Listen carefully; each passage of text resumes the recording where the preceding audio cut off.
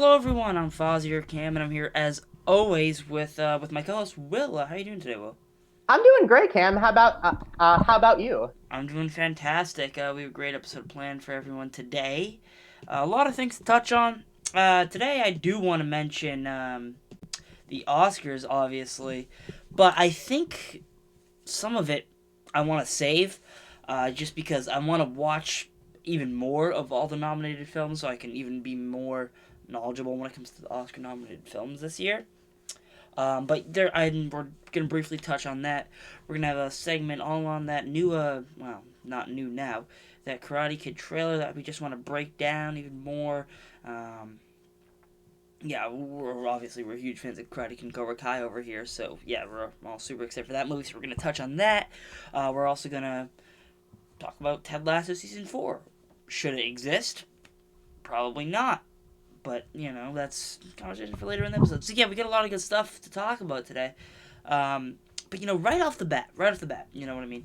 I want to talk about the Oscars. That's what I want to do. It's not going to be an in-depth conversation. We'll save that for an episode pretty soon. But there were a lot of good movies that came out in 2024. And if you don't believe me, you can listen to our 2024 movie ranking that we posted a few weeks back. So yeah, we know there were a lot of great movies. If you had me make a list of movies that I thought would get at least 13 nominations for the Oscars, and you asked me, Cam, out of all the movies that came out this year, what movie, you don't even have to have seen it, what do you think is most likely going to get at least 13 nominations?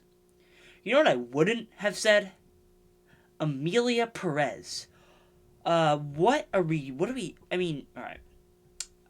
This is another reason why I wanted to wait. I haven't seen Amelia Perez yet, but I'm going to watch it.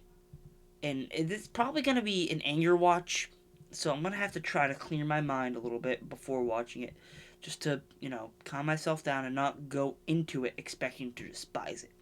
I'm going to go into it and expect it's going to be a movie, and I'm going to purely be unbiased. I'm going to try my best. It currently is sitting at a 22% on Rotten Tomatoes, which Oh my goodness. I have seen great movies with really low Rotten Tomatoes scores. But based off everything I've seen for this movie, I feel like this isn't going to be one of them.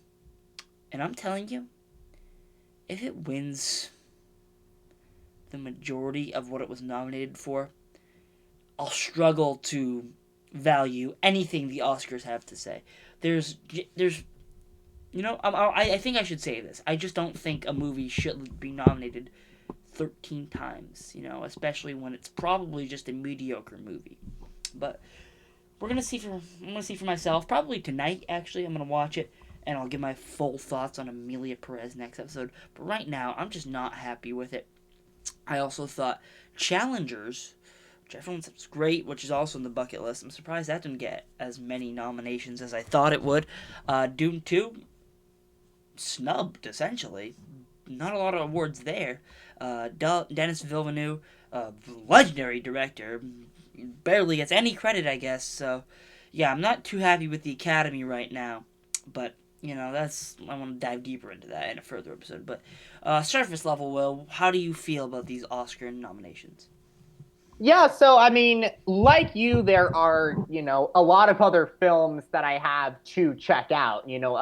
Of the nominations for Best Picture, I've seen Wicked, I've seen Dune Part 2, I've seen A Complete Unknown, but there are a bunch of other ones on that list that I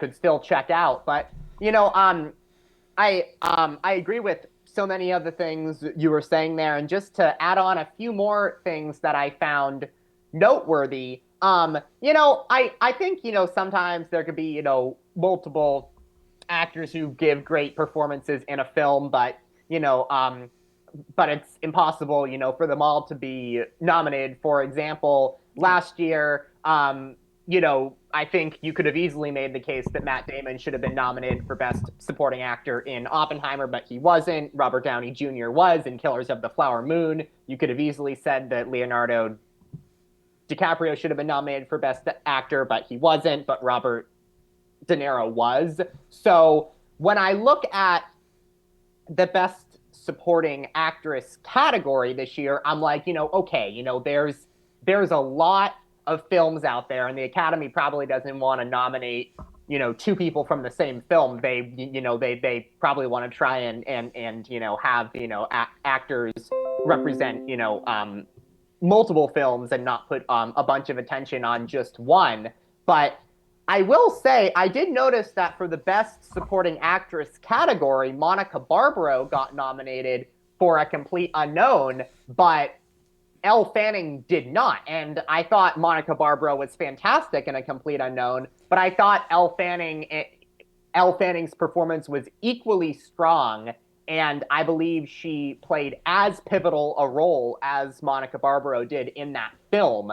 So I'm not saying Monica Barbaro is not completely deserving of getting nominated for Best Supporting Actor for A Complete Unknown, but I think Elle Fanning would have been equally worthy if the Academy decided to nominate her for Best Supporting Actress as well. That's one thing I noticed. And the other thing I noticed is, I think we would both agree, Cam, that Wicked is really a film with two leads. We really have two. I mean, Cynthia Erivo Co-leads, yeah. and Ariana Grande are co-leads. There are certain movies where it's like, okay, this is the clear main character. That movie to me was not an example of that. These were two 50-50 pretty much. Exactly, yeah. These were two women who were equally the leads in the film. And again, maybe the Academy's trying to be like, okay, we don't want to have like, two actors from the same movie both getting nominated for Best Actress, but I just found it really interesting. Now, Cynthia Erivo, she got nominated for Best Actress. Totally, I'm not saying that's not totally deserving,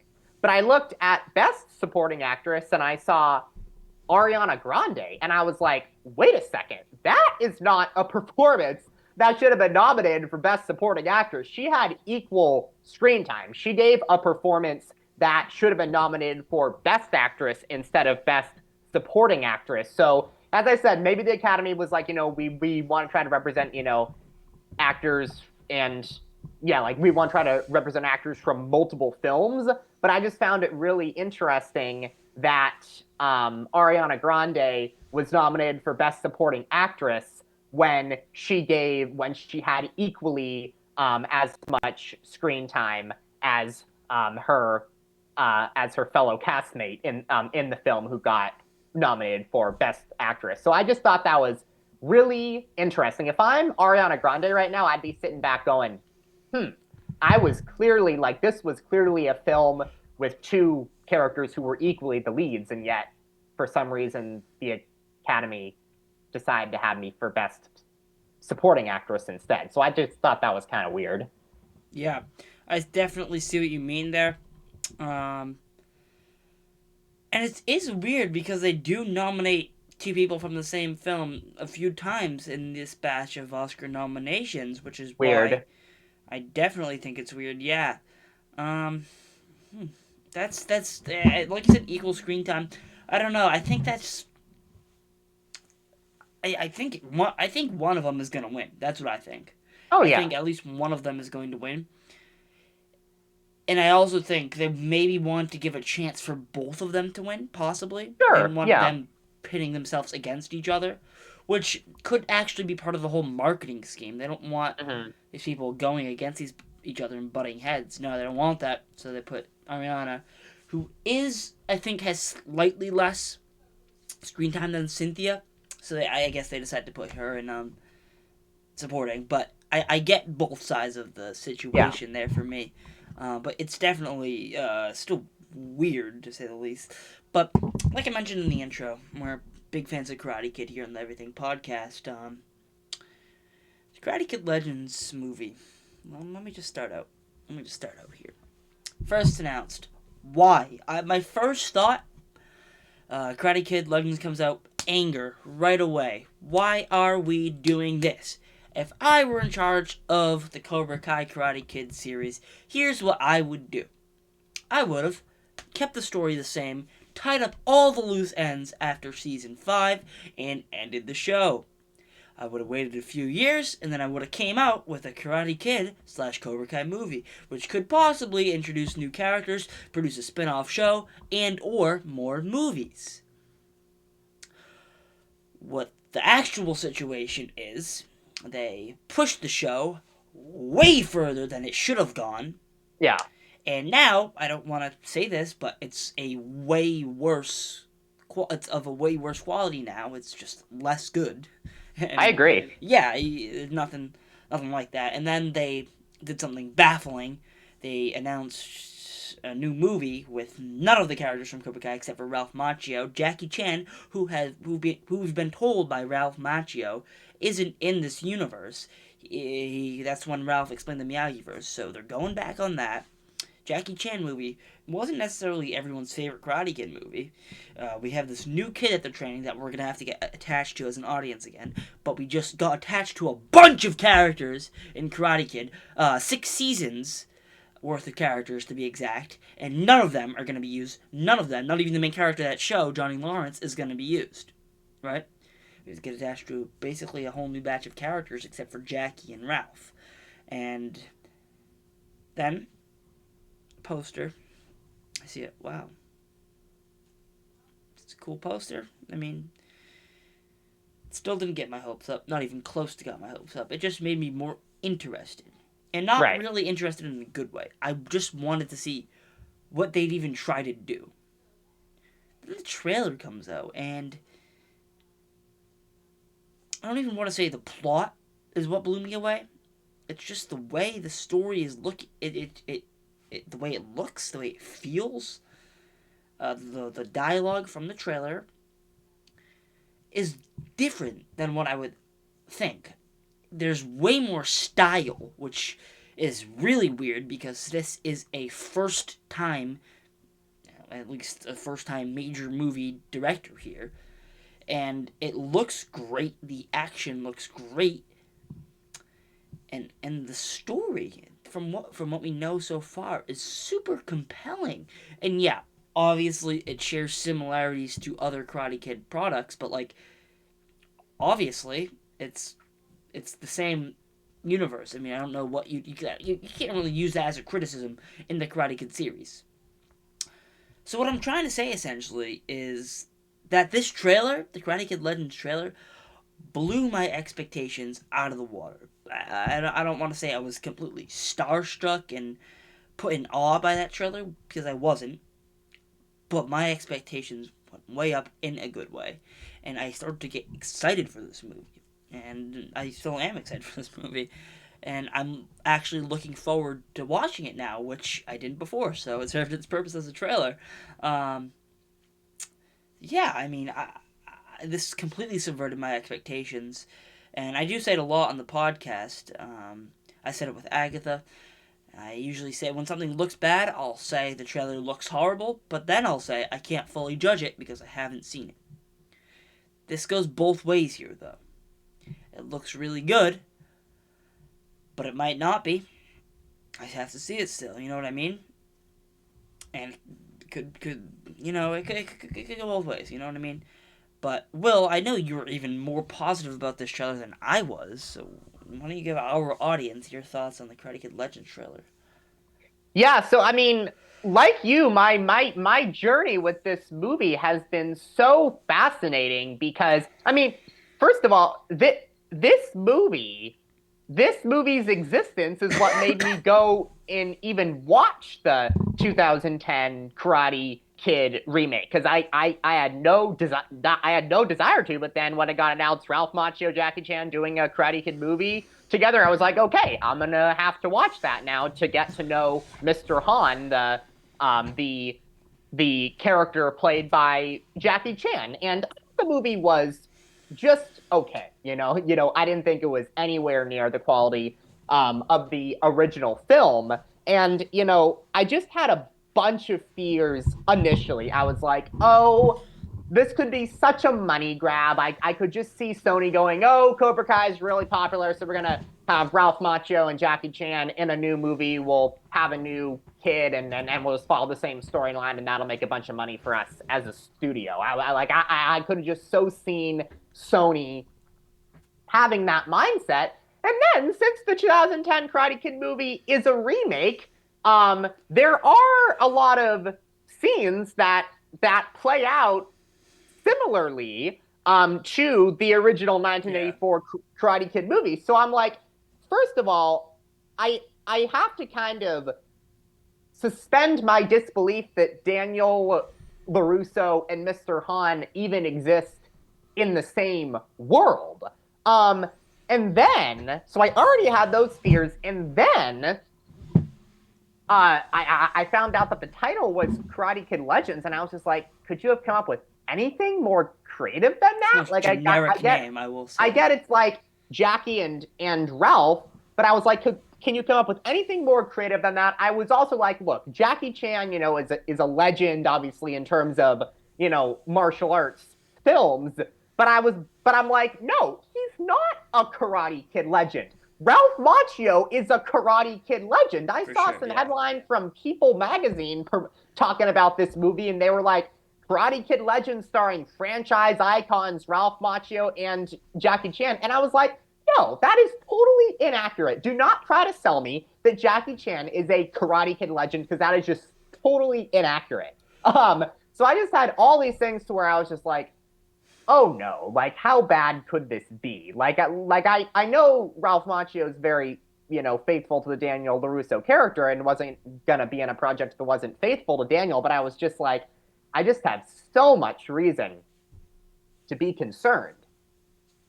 And then I saw the poster, and I started comparing it to some of the posters from the Cobra Kai series, and I was just like, know what? I think this is my favorite poster out of any Cobra Kai or Karate Kid poster that has ever come out. Because when I look at some of the Cobra Kai posters, especially the ones from season 6, there are so many characters in the show that they have to fit them all into the poster, and it can just kind of come across as overly busy. Karate Kid Legends, it's just our new kid and Ralph Macchio and Jackie Chan, and just the simplicity of it being just those three characters. And I thought the use of color in the poster was just great. So the poster came out, and I was like, okay, maybe the trailer won't be great, maybe the movie won't be great, but this poster looks awesome. And then the trailer came out, and I was watching it, and I was like, oh my gosh, this is such a breath of fresh air because Cobra Kai season 6, I just have so many issues with it. It's preposterous. John Kreese and Terry Silver should be in prison right now. And as Mike, our frequent podcast guest, points out, they escape from prison, and then there's just like, and they just kind of talk about it a little bit and they just let it go. And then John Kreese is seemingly teleporting around the world. Like season 6 of Cobra Kai has just been, just in my opinion, just preposterous. And not that the show wouldn't have those elements in the past, but there was still a believability For factor sure. that is You just always had to not suspend your there. belief. Exactly, yeah. But now this season, I just It's feel they've just taken it way too beyond, yeah. far. And then I'm just like, Daniel and Johnny should just have, they should not be arguing like this anymore. They should Don't have I know? grown by this point. So I was just, Cobra Kai season 6 left such just a bad taste in my mouth about the Miyagi verse overall. But then I saw this trailer for Karate Kid Legends, and I was like, this is everything I could ask for out of a Karate Kid movie.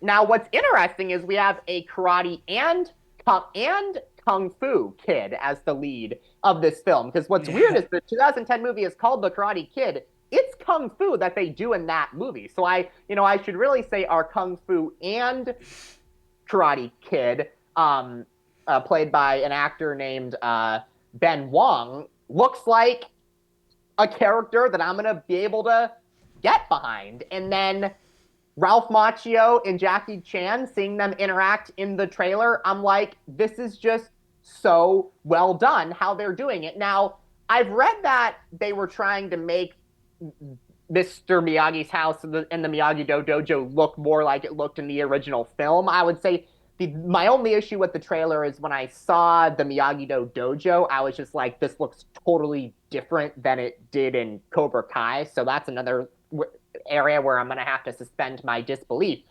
But besides that, I love the trailer because I thought it was just such a breath of fresh air. Cobra Kai season 6 doing all these preposterous things, and then this Legends trailer comes on, and I'm like, this just feels classic Karate Kid. This feels like a lead character whose name is going to be Li Fong that I can get behind, and these two senseis who are going to shower him with all of this wisdom and make us root for him even more. And I was just like, this feels like a grounded, believable story that doesn't have all the preposterous, non-believable elements that Yeah. Cobra Kai season 6 has. And then another thing that I appreciated is I was just like, boy, Ralph Macchio has had to take a hit for the team in Cobra Kai every single season in terms of having his character just come across as way more flawed than he did in the original Karate Kid movies.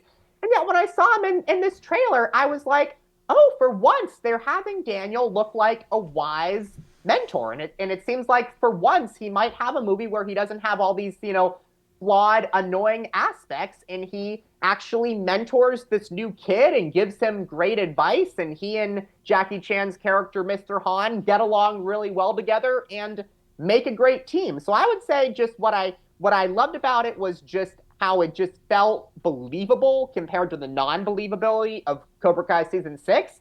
And I appreciated how they were portraying Ralph Macchio the way that I wish Cobra Kai season 6 did. The Daniel LaRusso I saw in that trailer, I feel we should have seen in Cobra Kai season 6. I'm like, this guy should be just wiser and more advanced as a character by now.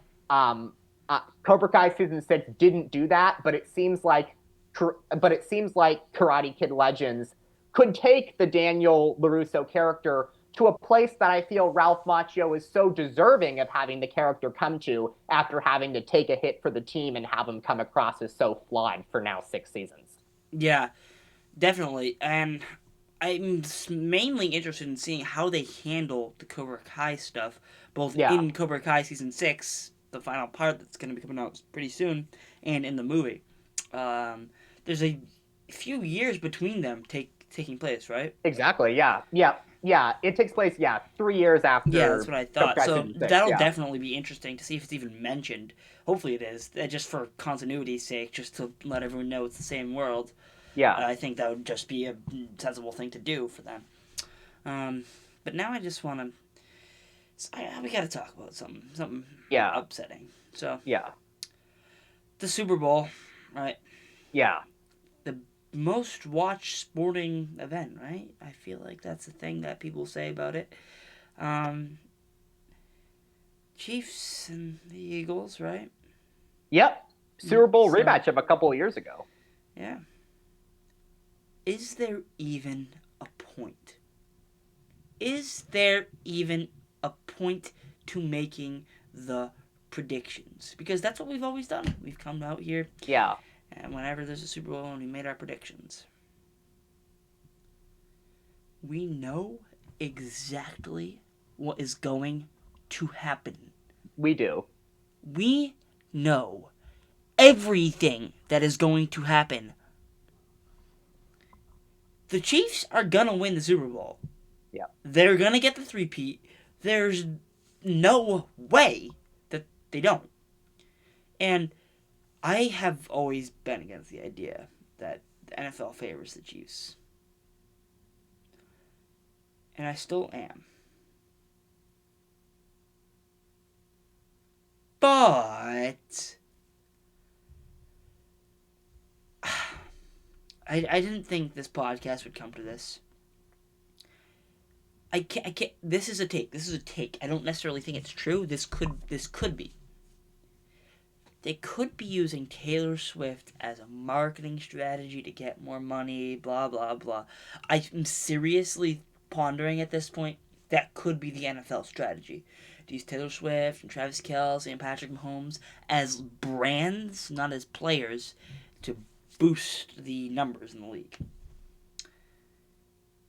they are going to win the Super Bowl. The Eagles should forfeit. That's what they should do. They should forfeit the game. You know, give them the trophy. It's over. It's over before it even starts. I mean, I'm sure. You know, I'm gonna make my prediction now. The Chiefs are gonna win the Super Bowl. Done. Will, what's your prediction for the Super Bowl? Yeah, I mean, I'm in total agreement with you. And look, great teams, do they win every season? No. Tom Brady lost some seasons. LeBron James lost some seasons. Michael Jordan had two incredible three-peats, but he didn't win a championship every single season in his career. So do I think the Kansas City Chiefs are going to win every single season? No, but there comes a point where even if the team that's the new dynasty in a specific sport, even if they don't win every season, there just comes a point where you've seen so much dominance from them where you're going to pick them until you see otherwise. And that's where I'm at with the Chiefs. Until I see something to convince me otherwise and to convince me that they're just a bad team and not the dynasty that they are right now, I'm going to be picking them in every single playoff game that they play in, and I'm Yep. absolutely picking them in the Super Bowl We've learned our lesson. against the Eagles. Yeah, I mean, could it be a close game and come down to the wire? Sure, the Eagles are a great team. Saquon Barkley was a great pickup for them, but do I think it's going to go any other way than the Chiefs finding a way to win in the end? No, I just think that's what's going to happen. So, like you, I absolutely think the Kansas City Chiefs are going to win the Super Bowl. And here's the other thing that I have to say. I can just see the media, due to recency bias, coming out after this game and proclaiming Patrick Mahomes as the GOAT over Tom Brady because they're going to say, oh, he three-peated, which is something Brady never did, blah, blah, blah, blah, blah, blah, blah, blah. If I'd that be happens, disgusted. yeah, if that happens, this would be my take. Listen, if Patrick Mahomes three-peats, will he have done something that Tom Brady never did? Yes. If Patrick Mahomes wins this season, will he have started his career with 4 Super Bowls in 6 years compared to the 3 and 4 years for Brady? Yes. If you want to come out and make a case that the start to Patrick Mahomes' career has been better than the start to Tom Brady's career, if Mahomes wins the Super Bowl this season and somebody wants to come out and say that, okay, that's reasonable. I'm willing to listen to that. But in terms of the GOAT, that would still be only 4 for Mahomes versus 7 for Brady. Brady did it over two decades. I mean, granted, he had 10 years in between the third and fourth Super Bowls that he won, but he didn't make it to 2 in that time. Brady, I mean, that'd be 4 for Mahomes versus 7 for Brady. Brady did it over 2 decades, such just an extended period of longevity and greatness. He won with 2 different teams, the New England Patriots and the Tampa Bay Buccaneers. And in the 2 playoff games where he and Mahomes' teams played each other, Brady's 2-0 in those games. So I just want to say to the media out there, I can just see people coming out and making these Mahomes GOAT cases if he wins the Super Bowl this year. And let me say this, if you want to come out, if that happens, and make the case that the start to his career was better than the start to Brady's career, okay, I'm willing to listen to that. That's fine. But if you want to come out and say that he's the GOAT when he will still be 3 behind Brady, Brady won with 2 different teams, and Brady's 2-0 against him in the playoffs, I cannot do that. Mahomes, for me, needs to tie Brady's number of Super Bowls before I can start legitimately and play as long as him to be the GOAT. Exactly. So if Mahomes wins this year and people want to come out and say the start to his career was better than Brady's, fine. You can say that. I'm okay with that. I would I wouldn't like it, but I'm okay with it. But if people come out and start proclaiming him as the GOAT if he wins this year, I would consider that just incredibly unnecessary and disrespectful to the greatest QB of all time. I'm 100% with you. And it's upsetting, but I always come back to this. I lived through this the other way around. You know, we, as Patriots fans, we've also went through this. We have been the team that everyone treats like the Patriots. Yeah. I mean like the Chiefs, that's what I mean. So, we kind of deserve it, if I'm being honest. Yeah.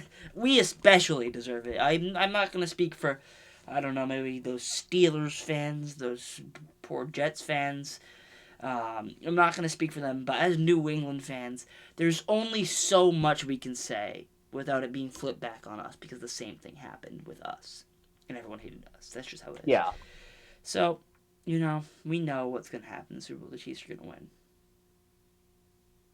but you know what I'm more excited for, which is insane. You know what I'm more excited for, Will? What's that? I'm more excited for the Kendrick Lamar halftime show. That's That what makes I'm sense. excited for. That's what I'm excited for. And I don't have any Kendrick posters on the wall right now, but there's gonna be some pretty soon. I'll tell you that much. Kendrick. I mean, I have a top 5 list of artists. Right. I'm not gonna go through them right now. Usually it changes. One guy will go here, one guy will go here. One person might move out the list and then come back. You know who always stays in the list? Wait. Him and him. Tyler Creator and Frank Ocean and Kendrick Lamar. Those 3 stay in the list always. No matter what. They could switch spots with each other in the top 5, but they're never leaving the list for me. Or they haven't. Maybe they will in the future. I doubt it though. And on top of Kendrick Lamar being one of my favorite artists, SZA will also be joining him at the halftime show. If this isn't gonna be, this is going to be my favorite halftime show of all time. It's gonna rival the Springsteen halftime show, which I just haven't seen a halftime show with that much energy. But Yeah. I think the Kendrick show is going to rival that. I cannot wait for this concert or this halftime show. This football game disguised as a Kendrick Lamar concert, if you will. Yeah. Um, I'm thrilled. I'm so excited. It's like this halftime show is custom made to build to mold to my preferences, which is great for me. Um, can't speak for the non hip hop fans out there, but for me, this is probably gonna be my favorite halftime show of all time. Are you at all excited for this halftime show? Will? I mean, I'll be intrigued to see it for sure. I mean, anytime somebody is one of the most popular artists in music at a certain time, I'm always excited to see what's getting people excited about that artist and see what they're like. So yeah, I mean, I think it's always intriguing to see the Super Bowl halftime shows. And what's intriguing about them is, these artists are singing their songs, but it's really more than that. There's a bunch of like, dance and Mm-hmm. choreography and like all these other things going on. So like it's really not even something where the artists are just coming out and singing their songs. They have to put on like a full on performance that includes way more than just standing at a mic and singing one of your songs. Mm-hmm. I can't wait this halftime show, and I'm looking forward to it more than the football game, which is insane. But it's only because we know the ending of the game. We don't Yeah. know the ending of the concert. You know what I mean? That about wraps up this episode of the Everything Podcast. Thank you guys so much for watching. Will, thanks for joining me as always. Glad we Of got to course. discuss this. I can't wait for the Oscars breakdown episode because there's definitely some stuff I really want to dive into. And I'd like to break down the Grammys, which we'll be able to talk about next episode of the podcast because they're this Sunday. Awesome. So thank you all so much for watching this episode of the Everything Podcast, and we'll see you next week.